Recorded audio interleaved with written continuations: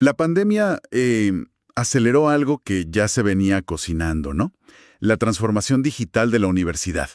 De un día para otro, el modelo híbrido, esa mezcla de clases presenciales y en línea, dejó de ser un experimento. Se convirtió en, pues, la nueva normalidad. Pero más allá de las cámaras y las plataformas, la pregunta de fondo es, ¿qué ideas sostienen todo esto? ¿Estamos seguros de que esta nueva forma de enseñar tiene una base sólida? Esa es la pregunta del millón. Y para responderla, hoy vamos a sumergirnos en una investigación de George Herney Cárdenas Kumare. La misión que nos propone es fascinante. En lugar de hablar de tecnología, vamos a hablar de filosofía. Vamos a explorar las bases de pensamiento que necesita la educación híbrida para ser realmente transformadora. Y bueno, no solo una versión de menor calidad de lo que ya conocíamos. Me encanta el enfoque. Y para desentrañar esto, el autor no se queda con una sola idea, sino que propone un marco que junta tres corrientes de pensamiento muy potentes. Es como ver el problema con tres lentes distintos. Exacto. Empezaremos poniéndonos bajo el microscopio para entender la experiencia de una sola persona. Luego, usaremos un lente, digamos, gran angular, para ver cómo funciona el grupo, la clase entera. Y finalmente, subiremos a un satélite para observar todo el sistema universitario como un ecosistema vivo y complejo. Empecemos entonces por el lente más cercano, el microscópico, la experiencia personal. ¿Cómo se siente realmente ser un estudiante o un profesor en este nuevo mundo híbrido? El autor nos dice que para entender esto, tenemos que recurrir a una corriente filosófica llamada fenomenología. Exacto. La fenomenología, que tiene su origen en el pensador Edmund Husserl, es básicamente el arte de tomarse en serio la experiencia vivida. Husserl tenía una frase clave: toda conciencia es conciencia de algo. Suena obvio. Suena obvio, pero piénsalo en una clase híbrida. La conciencia de un estudiante no está solo en el profesor. Está en el contenido, sí, pero también en la notificación de WhatsApp que acaba de llegar, en el chat de la clase, en la mala conexión a Internet. En el perro que ladra al lado. Justo, en el perro que ladra. Es una conciencia fragmentada, dirigida a 1000 cosas a la vez. Claro, es una experiencia mucho más caótica que estar sentado en un pupitre. El artículo menciona un concepto de Husserl que me pareció súper útil, aunque el nombre es un poco intimidante, la epoqué. La epoge o reducción fenomenológica es un llamado a poner entre paréntesis nuestros juicios y prejuicios. Es como apretar el botón de pausa en nuestras creencias más arraigadas. O sea, para un profesor que lleva 20 años dando clases de la misma manera, la epoge sería el ejercicio de decir, ok, voy a olvidar por un momento mi creencia de que la buena educación solo ocurre cara a cara. Exacto. Y voy a observar este nuevo fenómeno híbrido con ojos frescos sin juzgarlo de entrada. Exactamente, esa es la invitación. Y cuando haces eso, cuando pones tus prejuicios en pausa, puedes analizar el segundo concepto clave, el Lebenswelt.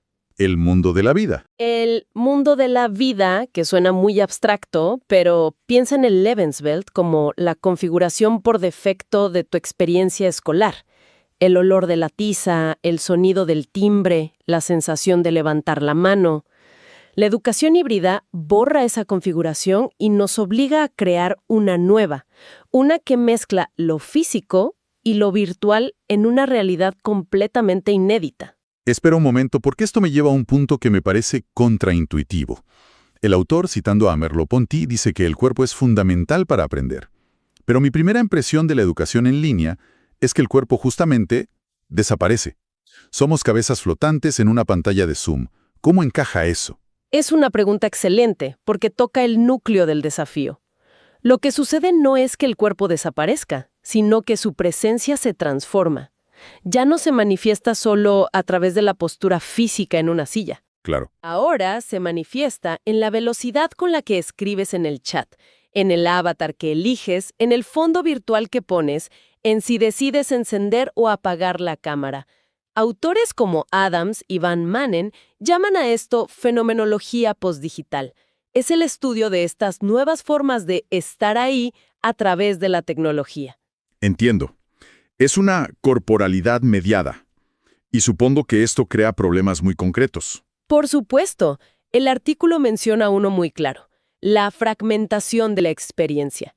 En una misma clase, los estudiantes que están en el aula física y los que están conectados desde su casa pueden sentir que pertenecen a dos mundos distintos. A dos subcomunidades. La lógica es humana. Hay que diseñar activamente momentos de presencia social, interacciones auténticas, significativas, que hagan que todos se sientan parte de una única comunidad, sin importar dónde esté su cuerpo físico. De acuerdo. Entonces ya vimos la experiencia individual con el lente microscópico, pero la educación no es un deporte individual. Así que ahora cambiemos al lente gran angular para ver la dimensión colectiva.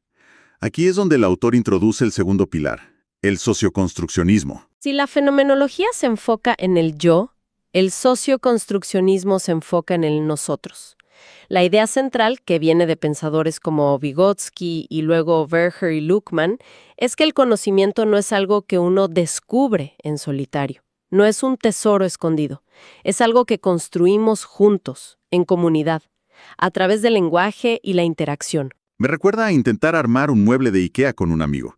Ninguno de los dos tiene la respuesta correcta, pero discutiendo sobre el manual, probando piezas y equivocándose juntos, al final construyen una biblioteca. exacto.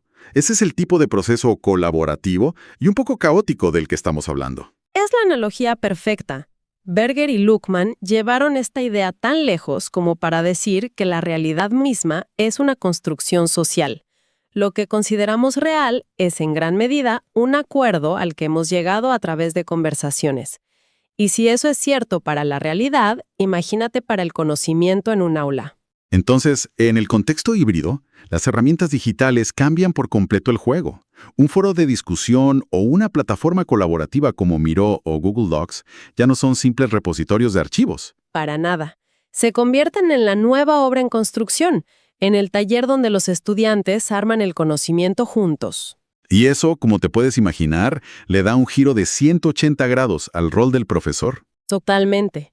El docente deja de ser el sabio en el escenario que transmite información de forma unidireccional. Se convierte en el guía que acompaña. Su trabajo ya no es tener todas las respuestas, sino diseñar buenas preguntas, facilitar la discusión. Es ser el arquitecto de esos espacios de colaboración. Es crear lo que el autor llama una comunidad de comunicación. El artículo menciona incluso un modelo práctico para lograr esto, el de Gilly Salmon, que propone un camino de 5 etapas. Suena como una receta. Más que una receta, es un mapa. Empieza con lo más básico, asegurar que todos tengan acceso y motivación. Luego viene la socialización en línea, crear ese sentido de comunidad. El tercer paso es el intercambio de información. Ajá. Pero lo crucial son los dos últimos pasos. La construcción colaborativa del conocimiento, el momento IKEA, y finalmente el desarrollo de la metacognición. ¿Y qué es la metacognición? Es cuando los estudiantes se detienen a reflexionar sobre cómo están aprendiendo, el pensar sobre el pensar. Entiendo. Entonces, si el aprendizaje ahora ocurre en tantos lugares y de tantas maneras, en el aula, en Zoom, en el foro, en el grupo de WhatsApp, me imagino que el trabajo del profesor se vuelve increíblemente más complejo. Absolutamente. Y ese es un punto final clave que subrayan autores como Cole y Engel. A mayor diversificación de espacios, mayor es la necesidad de una tutoría cercana y personalizada. Conocer a cada estudiante, sus dificultades, sus fortalezas, se vuelve indispensable para que nadie se pierda en esta red de interacciones. Ya no basta con dar la clase. Ya no.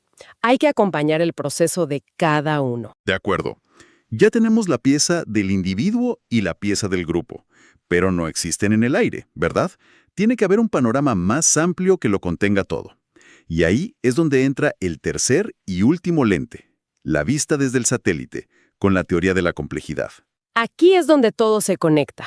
El gran pensador de la complejidad, Edgar Morin, nos advierte que no podemos entender sistemas vivos y dinámicos como una universidad si los analizamos por partes. Como si fueran un reloj. Justo. Un sistema educativo es un organismo. Sus elementos, estudiantes, profesores, tecnología, políticas, están todos interconectados, y su comportamiento es impredecible. Entonces, la idea central de la teoría de la complejidad es que los líderes educativos deberían dejar de intentar construir el sistema híbrido perfecto como si fuera una máquina y empezar a pensar más como jardineros. Me robaste la analogía de la mente. Es exactamente eso. No puedes controlar cada hoja que crece, pero puedes crear las condiciones adecuadas. Preparar la tierra, dar las herramientas, poner la cantidad justa de estructura. Y luego tienes que estar listo para adaptarte y responder a las cosas inesperadas que inevitablemente van a brotar. Morin dice que la complejidad es el desafío, no la respuesta, porque nos obliga a aceptar la incertidumbre como parte del juego. No como un error a eliminar. Exacto, no como un error a eliminar. Aplicado a la educación híbrida, esto significa que las universidades tienen que abandonar la rigidez y las planificaciones milimétricas, porque las interacciones entre todos generan resultados emergentes, cosas que nadie planeó pero que surgen de la dinámica del sistema. Precisamente. Y el artículo destaca dos principios de la complejidad que son muy iluminadores aquí. El primero es el principio dialógico. Sostiene que dos lógicas que parecen opuestas, en realidad se necesitan y se complementan. O sea que la pregunta clave deja de ser ¿qué es mejor, lo presencial o lo virtual? Exacto. Pasa a ser cómo pueden lo presencial y lo virtual dialogar para enriquecerse mutuamente. Es lo que algunos llaman ecologías de aprendizaje híbrido. Y el segundo principio suena muy técnico, la recursividad organizacional. ¿Cómo podemos entender eso en términos sencillos? Es una idea que te vuela la cabeza cuando la entiendes. Significa que el sistema se alimenta y se produce a sí mismo. Piensa en esto. Una discusión intensa en un foro en línea genera preguntas y material que potencian el debate en la clase presencial de la semana siguiente. Y las ideas que surgen en esa clase, a su vez, retroalimentan el foro con nuevos temas. Se crea un bucle, un ciclo virtuoso, donde el producto de un proceso se convierte en el insumo del siguiente. Enriqueciendo todo el sistema continuamente. Es como un motor que se autoabastece de combustible. Exacto. Al final, abordar la educación híbrida desde la complejidad es aceptarla con todas sus contradicciones. Es un sistema que necesita estructura, pero que también es emergente, que requiere planificación, pero también capacidad de adaptación. Es, como decía poéticamente Morin, aprender a navegar un vasto mar de incertidumbres entre múltiples islas de certezas. Y es justo en esa tensión creativa donde ocurre el aprendizaje más profundo. El más transformador, sí. Al final de este recorrido por los tres lentes, queda clarísimo que estas perspectivas no solo son compatibles, sino que se necesitan la una a la otra. La fenomenología nos da la profundidad de la experiencia de cada persona. El socioconstruccionismo nos muestra el poder de la colaboración, y la complejidad nos da el mapa del ecosistema completo. Así es. Esta convergencia nos demuestra que la educación híbrida es mucho más que una solución tecnológica o una simple mezcla de formatos. Es un cambio de paradigma que nos obliga a repensar para qué educamos. El gran aprendizaje no es encontrar una fórmula mágica que funcione siempre, sino aprender a gestionar las tensiones que son inherentes a este nuevo modelo. La tensión entre lo